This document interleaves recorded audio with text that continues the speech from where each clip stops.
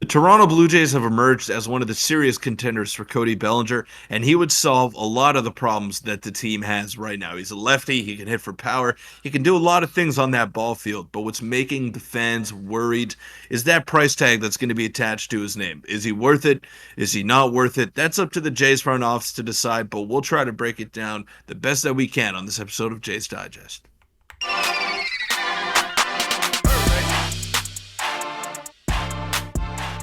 I'm your host, Peter Vryonis, alongside host Nick Gosse. Now, before we get into this video, we want to let you know that Rentals.ca is sponsoring this video. They've been a huge supporter of this channel, so shout out to them. But if you didn't know, Rentals.ca is Canada's largest apartment hunting network. They're available coast to coast, all across Canada, whether you're in Montreal, Vancouver, Toronto, Ottawa, Calgary, wherever. You could use Rentals.ca for your next big move. We know that the Jays were trying to make a big move. They were on Ohtani watch. We were on Ohtani watch.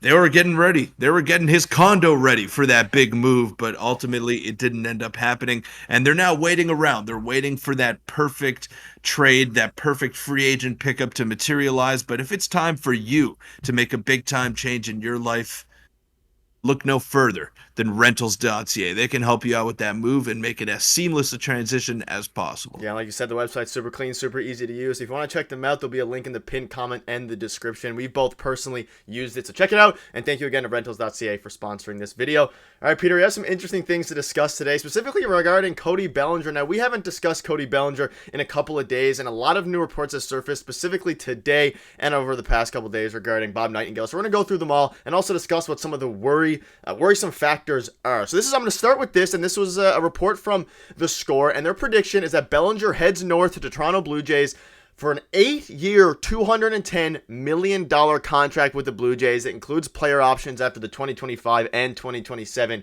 season. And this also coincides with another report that basically said that Scott Boras isn't budging too much on that $200 million ask. You can pause and read the full thing if you do want to read that. And it basically says that the Blue Jays might have the edge over Chicago because they're contending, and they might be willing to give them that big payday, because the Blue Jays may not be either, but they're a bit more desperate to finish their roster building, and they may match this price. Now, I have one more report to show you, but Peter, let's get your initial thoughts on this. That is a hefty contract. That is a player-friendly contract that is longer term than I expected, and it surpasses the $200 million mark. What are your thoughts on this new report? It seemed like the Blue Jays are emerging as the favorites. Bob Nightingale, which I'll show you in a minute, said that, but it's looking like from different reporters, the Jays might be the future home for Cody Bellinger. Yeah, I don't believe any of this favorite stuff until I see pen to paper. We learned the hard way the first time with Shohei Ohtani. Different beast, though, in Cody Bellinger. And you talk about player friendly.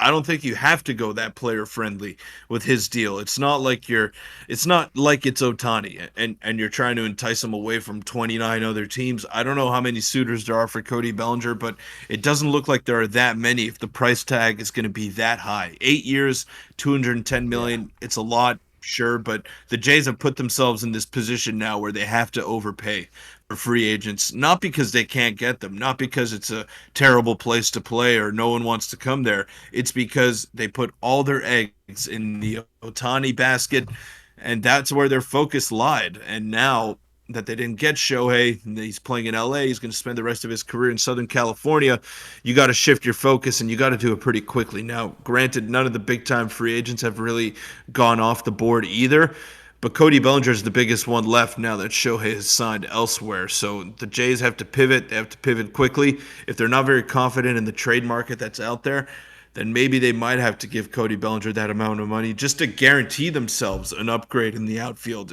8 years would suck. I mean, I don't think he's going to be good for 8 years here, but sometimes you got to do it. You got to bite the bullet. They did it with George Springer. I mean, you're seeing how that contract has been aging, and Cody Bellinger is going to be around the same age when his contract is up. So who knows? I don't know. I'd still do it. You're trying to win right now. You're not trying to win in 8 years. Of course you are, but like your window's right now in the next 2 years. So I would definitely consider it if I'm the Blue Jays front office. Yeah, and there's a lot of fans out there that don't want to sign Cody Bellinger at all because of the risks, and we've seen it in the past of the stats. Yes, he had a phenomenal season last year, one of the best of his career aside from obviously back in 2019 when he won the MVP, but he's been a very up and down player. He started off great and has had some bad spurts, but at the very least, you know what you're getting on the defensive end regarding Cody Bellinger. And just highlighting one more report here. This was in Bob Nightingale's recent article a couple days ago, and he says the Toronto Blue Jays have emerged as the favorite for Cody Bellinger with the Cubs still in the hunt. And like Peter said, we've seen this favorite thing with Shohei Ohtani before, so I'm not believing it until it is pen to paper. But again, if we're predicting, and this is just a prediction, if we're going 8 years, $210 million, that seems very steep for a guy who, not the year before last season, had one of the worst qualified OPS pluses in 2021 that you could possibly have. He was not a very good player, but then he did bounce back. So you have to hedge your bets on whether you're getting this Cody Bellinger, who is very solid and very good, borderline MVP caliber player and very good defensively, or whether you're getting the one in 2022 when he was very poor. And that's a gamble that some team is going to take, whether it's the Blue Jays or not. I just don't know if it's necessarily worth it for this term, but I think it also depends on what Ross Atkins' backup plan is for potential trades, and he knows that market more than us. We have Max Kepler's name being brought up. We have a lot of other outfielders being brought up, so I think it kind of depends what the market shapes out to be regarding the trade as well. Yeah, I agree. I think he's a lot closer to the player that we saw in 2023. The 2 seasons that he had in LA where he really struggled, shoulder was shot. I mean, he Yeah. couldn't throw. His swing was loopy. It was long. He didn't look like himself. He looked a lot like his old self last year in Chicago. And I saw that, and I was at the Rogers Center when the Cubs came to town. I was watching Cody Bellinger play live. I was sitting right behind home plate, and this guy looked like a superstar. Like he came to the plate and he commanded the attention of everyone in the infield, everyone in the outfield, and he wasn't really getting much to hit, and he was still having a heck of a series at the Rogers Center. So I just look at that. I think he's got that kind of impact in a lineup. Is the power still there where when he hit like 47-ish home runs or whatever it was in that MVP season? Probably not. I don't know if he'll ever get back to that. Might have been an anomaly, similar to what we're talking about with Vladdy, but still a good player, still an 880 OPS that would have been by far and away the best on the team.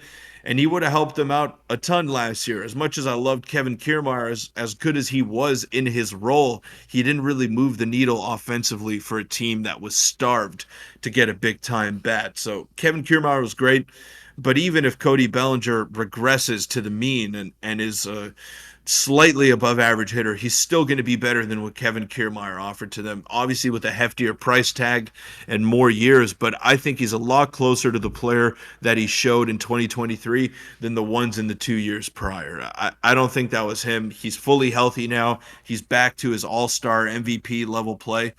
And I think that's what the Blue Jays would be getting. Yeah, and the worry again is that if the Blue Jays, like it says here, they're more desperate, they end up overpaying. But I think there's two kind of sides of the spectrum here regarding Jays fans. Some of them say absolutely go for Cody Bellinger. He's an MVP caliber player. He puts his team at least partially over the top. And some of them are saying they don't want to risk it, have another bad aging contract. Not that Springer's necessarily horribly aging, but you're starting to see that age kind of wear him down now. But at the end of the day, if we get a player like Cody Bellinger, who's had this success in the past, been one of the best players, won the MVP in 2019, had a great season last year, you can't really complain too much. Obviously, maybe it doesn't age great. I also think it's more likely to go maybe 6 years than 8 years, but who really knows? No one will know until the contract is actually up. But ultimately, it's up to you on as a Jays fan to decide what you think, and it'll be up to Ross Atkins. Any final thoughts on this before we wrap up?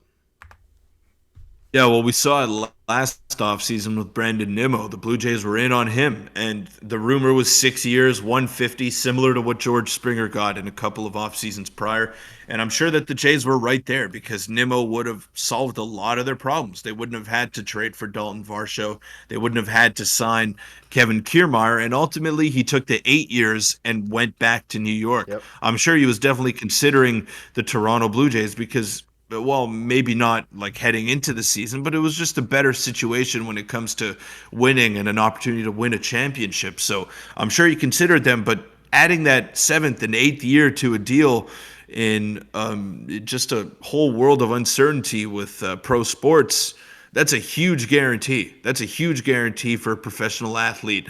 So I could see why he's gunning for 8 years. Who wouldn't be gunning for an 8-year deal, maybe even a 10-year deal? Not for Bellinger, but everyone's gunning for the most term possible just to give themselves that security. And there's no doubt that he's going to be going for it. But I could see a world where it does go down to 6, and I'd be a lot more comfortable with that if I'm the Blue Jays. Yeah, I'm sure Scott Boras is going to try to get the very most out of any team that tries to get Always does.